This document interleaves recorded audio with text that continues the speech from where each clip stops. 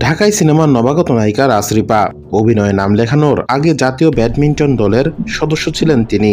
খুলনা বিভাগে চ্যাম্পিয়নও হয়েছিলেন, কিন্তু ব্যাডমিন্টনকে বিদায় জানিয়ে চলচ্চিত্রে ক্যারিয়ার গড়ার লড়াই করছেন তিনি।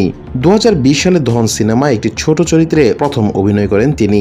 চলতি বছর মুক্তি পেয়েছে তার অভিনীত ময়না সিনেমাটি। তার আরও এক ছবি মুক্তি সিনেমাটি দিয়ে নিজেকে প্রমাণ করতে চেয়েছিলেন রাসরিপা, কিন্তু 4 বছরেও আলোর মুখ দেখেনি ছবিটি, ফলে হতাশ নায়িকা। সামাজিক মাধ্যমে এক পোস্টে নিজের হতাশা তুলে ধরে জানিয়েছেন সিনেমা করার শখ মিটে গেছে তার।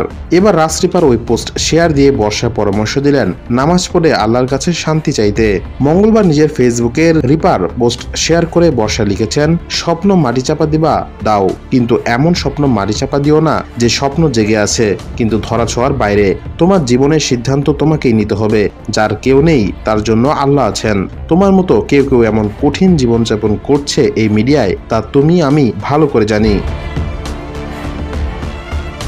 এরপর লেখেন, আমাকে নিয়ে ভেবে দেখবা, আমি ইচ্ছা করলে নিজেই সিনেমায় ইনভেস্ট করতে পারি, কিন্তু আমার কাছে এসব কিছুই আর ভালো লাগে না।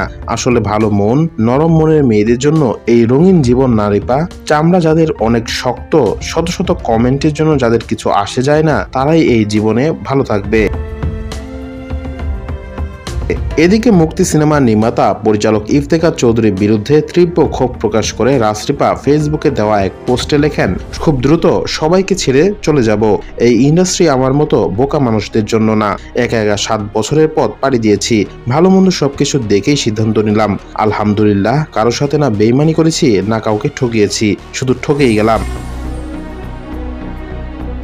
পরিচালক ইফতেখার চৌধুরীর বিরুদ্ধে অনিয়ম, দায়িত্বে অবহেলার অভিযোগ তুলে অভিনেত্রী বলেছিলেন, কারো কাছে 1 টাকা দেনা নাই, কিন্তু পাওনাদার হিসেবে পরিচালক ইফতেখার চৌধুরীর কাছে কিছু হিসাব বাকি আছে। হয়তো তিনি আমার ঋণ শোধ করবেন, আর নয়তো গায়ের জোরে নিজেকে সরিয়ে নেবেন। 4 বছর ধরে আমার পরিশ্রমের প্রজেক্ট এই মুক্তি সিনেমা নিয়ে মানসিক যে যন্ত্রণা পেয়েছি, টাকা ও সময়ের জন্য আমার জায়গায় অন্য মেয়ে হলে সুইসাইড ছাড়া কিছু ভাবতো না।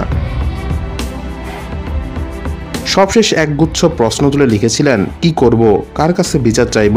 মরতে তো হবে, বিচার আল্লাহ করবেন, তাই না? আল্লাহর কাছে বেঈমানির জবাব তুলে রাখেন। ভাগ্যিস নিজে নিজে কিছু কাজ করে মনের শখগুলো পূরণ করছিলাম। তবুও আজকের পর থেকে আর না, এই শহর ছেড়ে সত্যিই চলে যাব। এই শহরে পরিচিত মানুষগুলোকেও আর চিনতে চাই না। সত্যি এই ইন্ডাস্ট্রি আমার জন্য না। আমার অনেক রাগ, আর এর জন্য যদি কারো মনে কষ্ট দিয়ে থাকি, মাফ করে দিয়েন। নিজের সাথে নিজের স্বপ্নকে মাটি চাপা দিলাম। আর আমার মতো এমন অসংখ্য স্বপ্নবাসরা এভাবে হেরে যায় বেঈমানের কাছে।